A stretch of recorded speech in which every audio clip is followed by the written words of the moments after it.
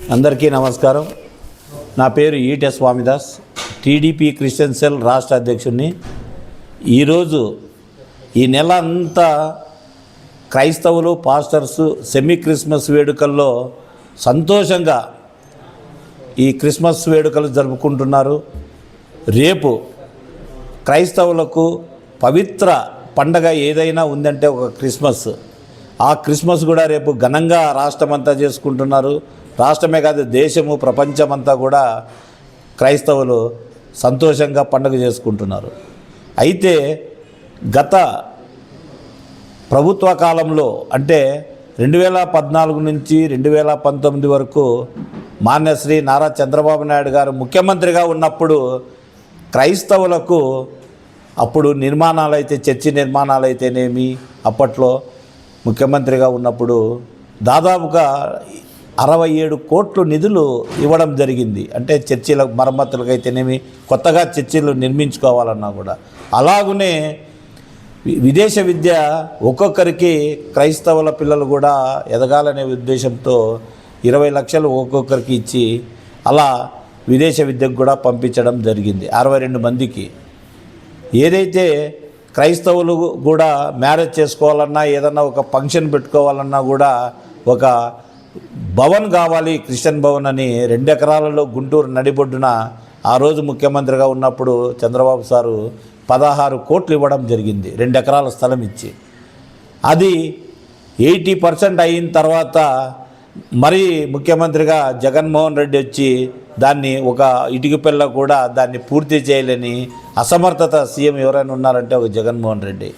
ఇలా అనేక సంక్షేమ పథకాలు చంద్రబాబు సారు ఇస్తూ ఈరోజు కూడా ప్రజల దీవెనలతో 2024 ముఖ్యమంత్రి అయ్యాడు.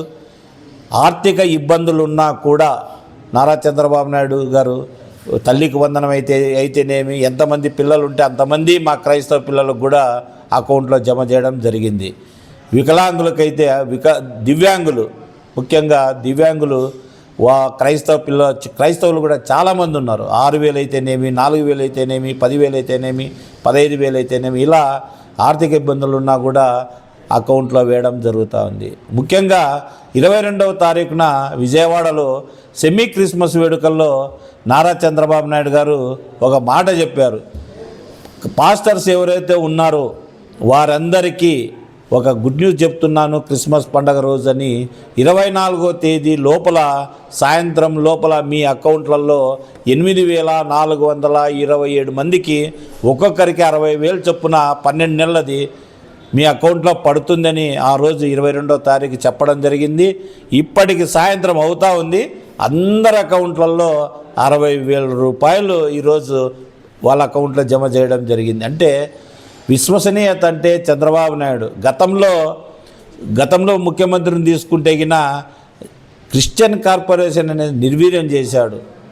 మళ్ళా చంద్రబాబు సార్ వచ్చి ఒక ఆశ అనేది క్రిస్టియన్ కార్పొరేషన్లో మా క్రైస్తవులు అయితేనేమి, పాస్టర్స్ అయితేనేమి, వాళ్ళకు ఒక జీవం అనేది పోశాడు ఈరోజు.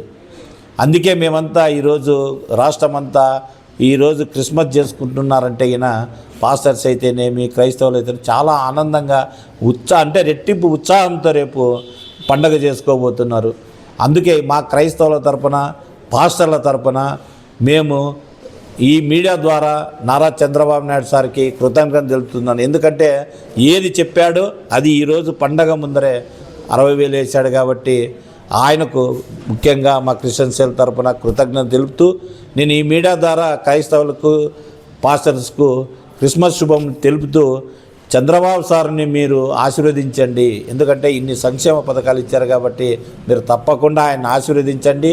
రాబోయే రోజుల్లో ఆయనకు దీవెనలు ఇవ్వండి అని నేను కోరుకుంటూ ఈ పండుగ సందర్భంగా అందరికీ క్రిస్మస్ శుభాకాంక్షలు.